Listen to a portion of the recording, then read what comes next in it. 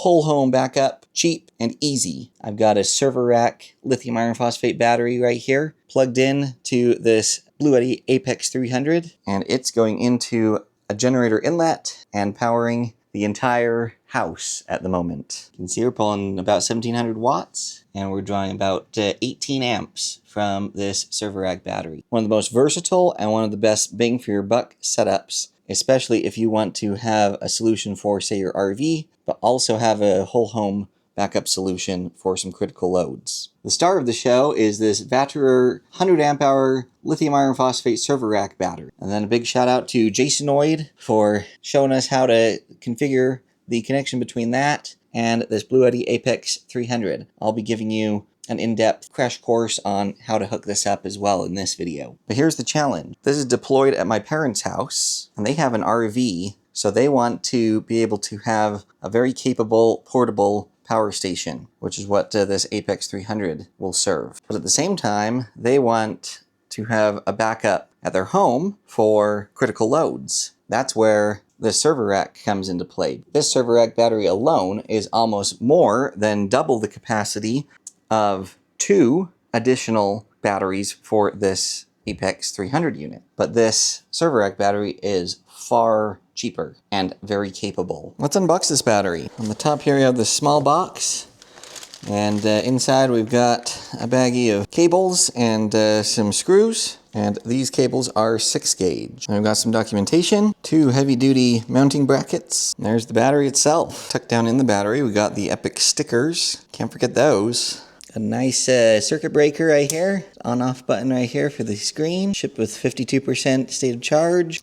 Tells us our amps, our volts, our temperature, estimated time remaining, touchscreen page 2, discharge, on-off switch, charge on-off switch, cycle counter, rated capacity, our max and our minimum temperatures, our status, and every cell's voltage. That's very nice. Got these nice collapsible handles on the side. Let's do a capacity test on this server rack battery.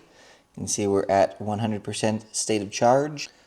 One thing I did notice, these terminals are very large, but with them being recessed into that plastic, I had to downsize the connector I normally use. You can see right here, I've just connected these 2 cables together because this larger cable would not fit in the terminal. So bear that in mind. I've got the Victron Smart Shunt hooked up, and it's going to be measuring the capacity. And if you take a look, everything has been zeroed out on it.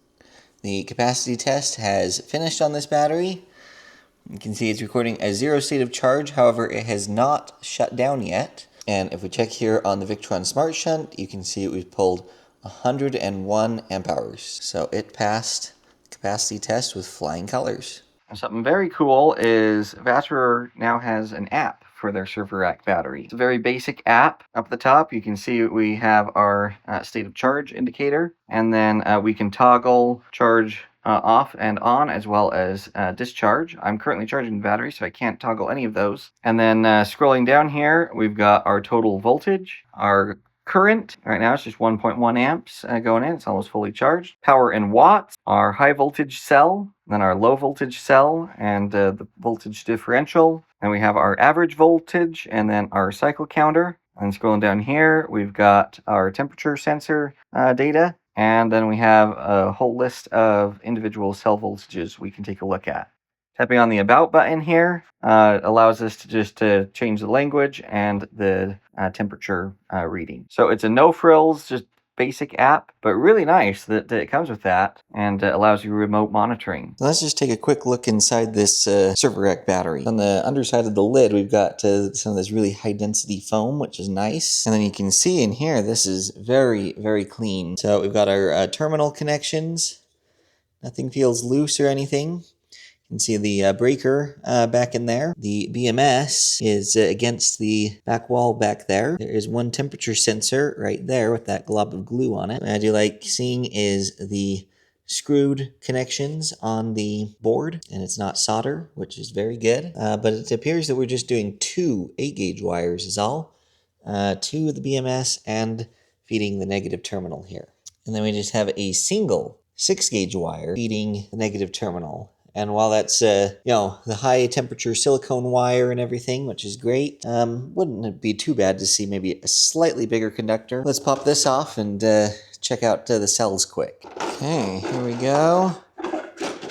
Yeah, look how nice that is, you guys. That is just top notch. I love the little wrapping around the balance leads so that it stays safe from rub outs or anything. You can see everything is torqued and glued. We've got the little hump in the middle of the bus bars here. They are bolted terminals, not welded, which is interesting. And then we've obviously got this big steel plate compressing this direction from the back to the front. And then we've got the case going left to right. And you can see that the cells are actually in these compression pieces, just to keep them all compressed and nice. The only thing I complain about is I'd love to see maybe another temperature sensor over here. We have one right here glued down, and then we've got one more out here in the front of the case. But as far as I can tell, that is the extent of the temperature sensors. And I would really love maybe to see one more over here. And I've been really liking the ones that are on the terminals as well. That way, if your terminal starts heating up, it will detect that and shut the battery down, just as an added layer of protection. I really like that concept too.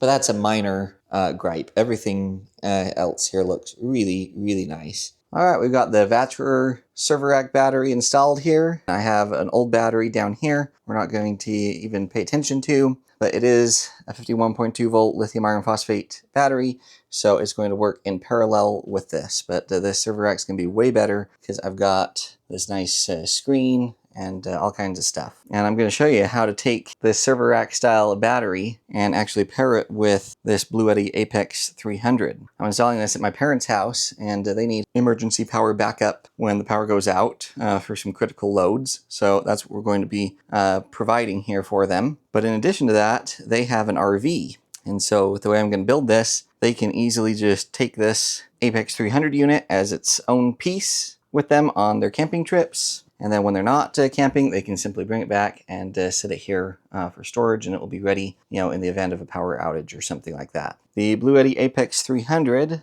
has a 51.2 volt nominal lithium iron phosphate battery, and you actually have access to that through the extra battery port right here. And Bluetti actually sells a cable that you can use and add a simple breaker to and some pigtails and connect the server rack battery to the Apex 300, and this will charge and discharge this battery as if it were its own expansion battery. So let me show you how I built this wiring harness quick. You only need a few parts and pieces. The biggest one right here is this adapter cable. This is from Bluetti. We've got a plug here on the end. This will actually plug into the power station.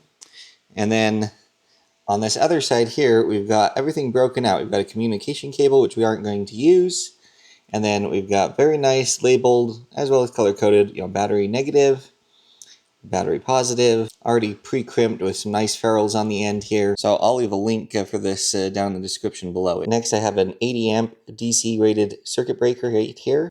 And I just got some 4-gauge cable. One of the reasons why I prefer to fabricate my own cable, then I can avoid stuff like this. And you see how that heat shrink is coming clear down onto the flat spot of this terminal? That could potentially cause a bad connection and heat buildup. So I'm actually going to cut some of this heat shrink back so that I have the full bottom surface of this terminal exposed. Much improved on these connections now. Next, we need a way to insert this wire, along with this wire that's already ready, into this breaker. So what I'm going to do is cut these wires actually in half. That way I can get double usage out of them. And we'll use one set for this setup over here. Next, I'm going to use this cable stripper here to strip these cables. I'm going to use this ferrule on the end so we can contain all of the little strands of wire and stuff in there. So now I'm going to just simply insert these wires here to this 80 amp breaker. I'll go ahead and cinch them down. Give them a good tug. Make sure they're not going to come out. And here's the finished product. I've just got this coming over. Again, this doesn't get used. I'll probably just fold it back against this. Comes through this breaker right here. And you can see negative goes to negative, positive goes to positive. This will give me a little bit of overcurrent protection, but also a means of disconnect, because if you notice, be very easy for those to short out. So be sure that you do not turn the breaker on until everything is connected properly.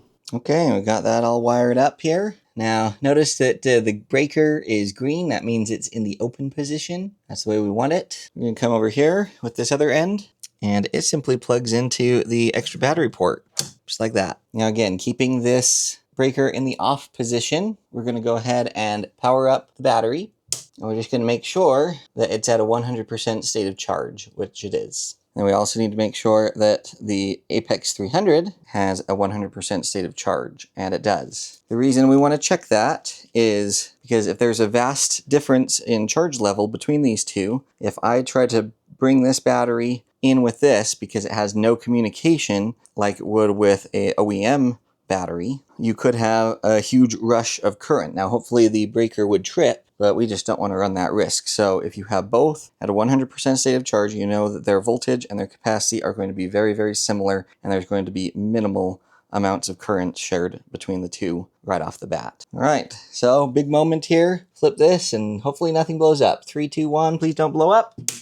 And everything is okay. And if we look over here on the Vatrer screen, we can see that there is some current actually coming out of the Bluetti, because you can see right here it says it's charging. For this setup, I've simply wired a 50 amp generator inlet box that feeds to the main breaker panel, and it's got an interlock kit on it. The cool thing about this is this can just come over here, and granted, I only have one Apex 300, so I'm not going to get a full 50 amps, but it's got this 50 amp plug. I'm just going to simply take this and plug it in like that. All right, power is off. 3, 2, 1.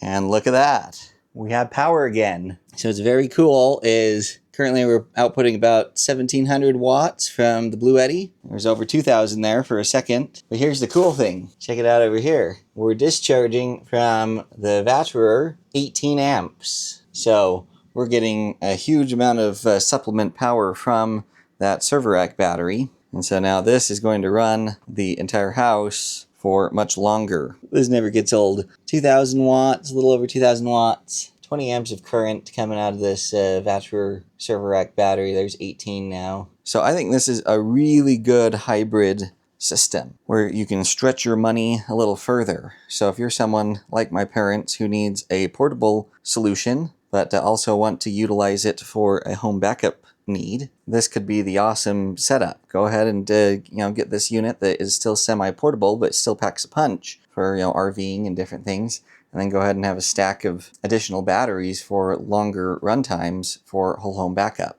And you really can't beat the price on this Vatrer server rack battery. I'll be sure and leave a link for it down in the description, so be sure and check it out. With stuff like this on the market, there's really no excuse not to have some form of power backup system. So what do you guys think of this setup? Is this something you would consider doing for yourselves? Sound off down in the comments. Tell me why you think this would be perfect for you, or why this wouldn't be perfect for you. Like, comment, share, subscribe, and hype. Those are the 5 free things that really make a difference to the YouTube channel. I truly want to help as many of you as I possibly can figure out good solutions. This setup may not be the perfect solution for all of you. In fact, I know it isn't, but it could be for some of you. Please consider doing those 5 free things for me so that the video can get in front of more eyeballs. For some reason, the YouTube algorithm really needs those things. We've always got more epic content in the pipeline for you.